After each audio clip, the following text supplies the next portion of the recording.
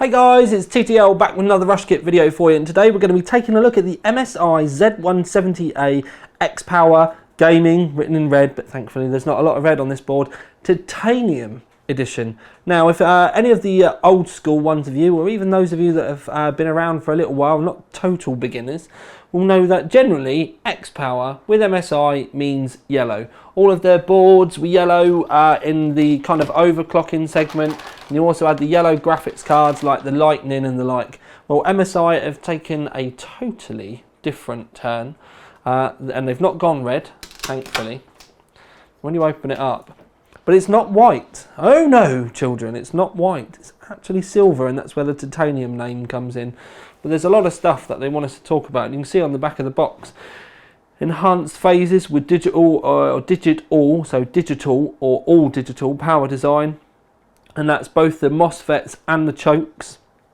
I'll show you that in a minute as well. It's also got high C caps in it, which don't really look like caps at all. But anyway, there's a game boost button. They do say here, normal CPU 4, game boost 5, but I think it's more if the CPU is capable of it. But this will be something that we will test in the main OC3D TV review. Next level game memory design with DDR4 boost, extreme overclock, because it's got an overclock dashboard, which I'll talk to you about, is optimized for VGA gaming with a new type of steel armor PCI Express lane, which we'll show you. Push your SSD harder. Basically, you've got twin turbo .m.2, which basically means there's two of them. There's USB 3.1 on the back. They're saying that they've got gaming LAM, which is apparently going to reduce your gaming latency, and then the clear boost sound with audio boost 3 and NAR iMic. Anyway, okay then peeps, so first look at the board itself, but I just want to cover something really quickly because it's really to do with the lighting. When we bring it up close, I can see that there's obviously you've got the silver look to the heat sinks, and then you've got a very silvery look to the PCB as well. What I want to do is just show you the difference when I turn the lights off and the camera adjusts. You can see there, without the light coming down from the top, it does look a bit grey, silvery. Then when we put the lights back on again,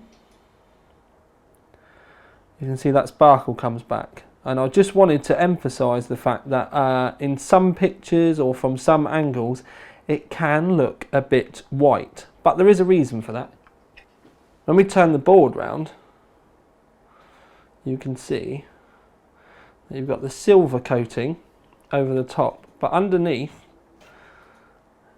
and it's where the, I should really zoom in so that we don't get the shadow.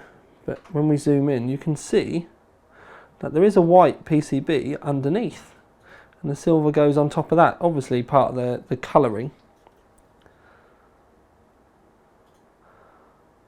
But it's something to keep in mind, because like I said, in a lot of the pictures, some people have been saying it looked white, but it's obviously very, rather than bringing it closer, I just need to bring you in, you can see it's got a very metallic look to it.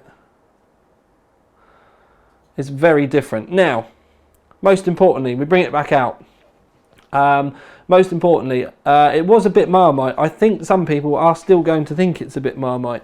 When I first spoke to MSI about this, they said, takes a little bit of getting used to, but it's a grower. And I have to admit, the more I look at it, the more I like it. It's a very brave thing, but they've kept it very monochrome, kept it quite kind of understated. And I have to admit, they're right, it is a grower. So, digital power, and you can see there's an absolute chuff load of chokes around that. These are high C caps. They look like MOSFETs, and I actually said to them, what a chuff are these, because it wasn't in any of their paperwork. But these are high C caps, so it's all digital power, so that's where the digit all comes from for the CPU. There are a few normal caps around the outside, hiding underneath the heat sinks. So you've got that. There is a little add-on here which I'll talk to you about shortly. This is the game boost button that apparently if you press it and enable it, you'll get your CPU to 5 GHz. I think that's more if your CPU is capable of it. It's like a one-click overclocking button.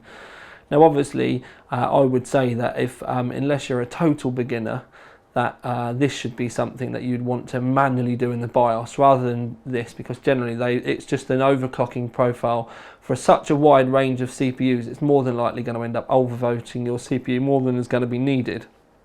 But as you can see, while I'm flexing the board here, you can see that we've got like a little mirrored effect down here, but it is actually machined out of the block. You get the nice kind of, you can see the reflection going on in the heatsink, but that design then follows up with like a lightning bolt into the top section as well, and it's kind of an all board design, and it does look really nice. You do have the PCI Express steel covers, and essentially what it is around the back there's a lot more solder around the back. So if you've got weighty graphics cards, it can help. There's electromagnetic interference that it can help with, but obviously it's going to be something very difficult to test. So it looks pretty, and it does suit the theme of the board as well. And these are your two main graphics cards if you're going to be running your in SLI or Crossfire or whatever. So that's why those ones have been given the extra beef. One thing that we can say as well is we've got two M.2s, which is rare on a lot of the boards now.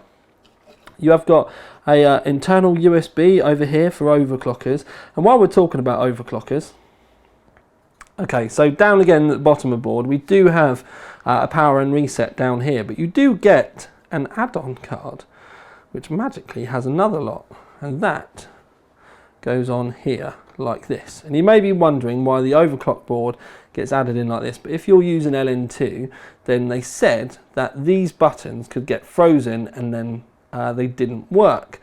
But you think to yourself, well, it's still on there, so maybe, you know, the cold could get there as well. Well, there is a little cable, and with said little cable, it raises this off of the board. It's not very long, but then again, like I said, it's for overclockers. And then you've got your hardcore overclocking switches and the like on here. So you've got base clock buttons, you've got the drain button. Essentially, you can press this and it totally drains any of the power on the board. For argument's sake, if you're trying to, you know, clear the BIOS or change hardware and stuff like that, so that there's no residual power. You've got a normal power and a reset. And then you've also got buttons here for the multiplier. And then I was trying to see, I think that looks like a fast boot button. And then that looks like a dip switch for slow mode. You can obviously look at these in the I was going to say menu, but it's obviously the guide that comes with the board inside. This is our first look at it. We'll cover this more in the main review. It is rubber coated around the back as well, so if you were to use it on there, it's not going to short any of this. It's basically a USB 3 cable, or at least that's what it looks like. But back to features on the board, we do have the Audio Boost 3 down this side, and you can see that up here. This is the USB 3.1. These are just normal USB 3 Gen 1. You've obviously got the game LAN up here. So essentially this is the one that they're saying has got the least latency. We've got a DisplayPort, 2 HDMIs. This is a BIOS flashback button that you can use with this. Got a PS2 up here, which some gamers will still love, and 2 USB 2s there. And that's obviously the connections for your audio there. Beyond that, around the other side, we have got some SATA Express and some normal SATA 6. Right angled USB 3, nice and handy, yeah, we do like that. But otherwise, the main event of this is all about the colour. And it's a brave step for MSI. They've now dropped the yellow altogether, and they've not exactly gone mainstream with it. They've gone completely out there.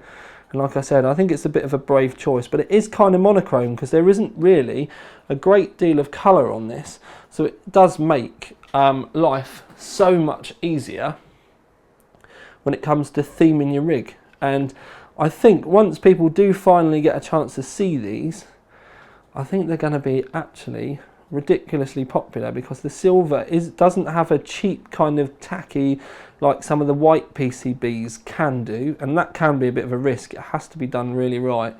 But the silver and just the plain back on this, I think, is probably about as close as we're going to get to a board that can go with pretty much any rig that we possibly could do. And just to give you an idea of why this can fit with so many things, I'll leave you with this, and that is a stock NVIDIA cooler, which is obviously the silver that all around there and the black, and you can see it pretty much matches perfectly. That's a 980 Ti, by the way. So just imagine if you had that, an AIO, and the rest of your rig nice and black and monochrome, or even white actually. That would look really nice in the white. Anyway, I'm not going to go on at this anymore. This is the MSI Z170A XPOWER Gaming Titanium Edition. What a mouthful.